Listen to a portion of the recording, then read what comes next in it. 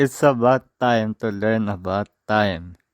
After this series, you are expected to be able to understand how time works and to read, convert, and compute time.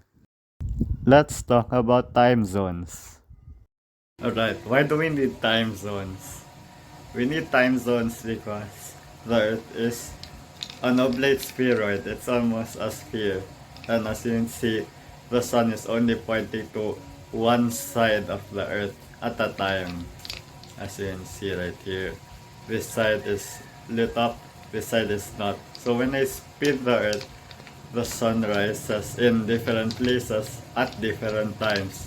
So people wake up at different times. To adjust for that, we have time zones.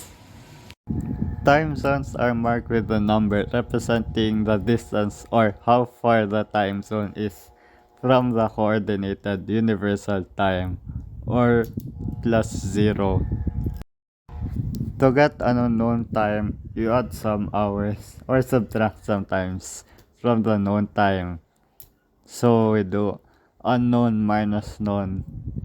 And that amount of hours, you add that to the known time to get the unknown time. So an example, from PST Friday 6 a.m. to EST -5. So first we do unknown minus known, which is, so the unknown time is the EST, the -5. Now we subtract minus -8, so that is equal to 3. -5 plus 8.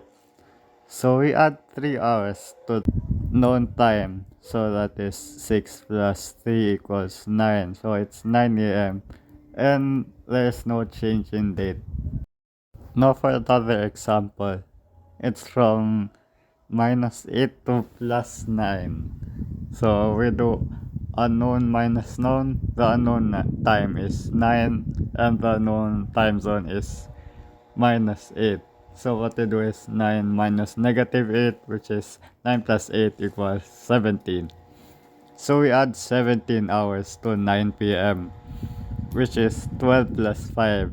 So if you don't know, 12 hours is half a day. So it will still be 9 o'clock, but it will now be a.m.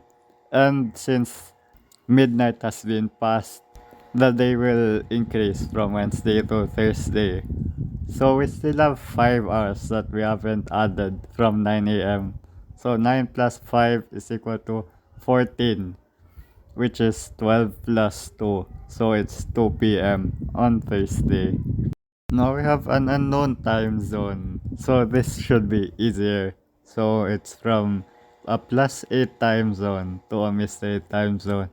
So what we do is subtract the two time zones. So it's 10 minus 3. There's a difference of 7 hours. So we also subtract 7 from the known time zone. So 8 minus 7, and that is 1. So the time zone is +1. Now let's talk about daylight saving time. Okay, so why do some countries say they need the daylight saving time?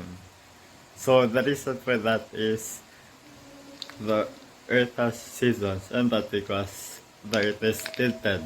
So right now, let's say the sun is the camera. The sun is pointed at the southern hemisphere, meaning the southern hemisphere will receive more light compared to the northern hemisphere, and that means longer days. What some countries do is set their time 1 hour later, or maybe less than 1 hour, so they can take advantage of the extra hour of daylight in the afternoon or evening, which means they will need to use less artificial light like I have there. Yeah.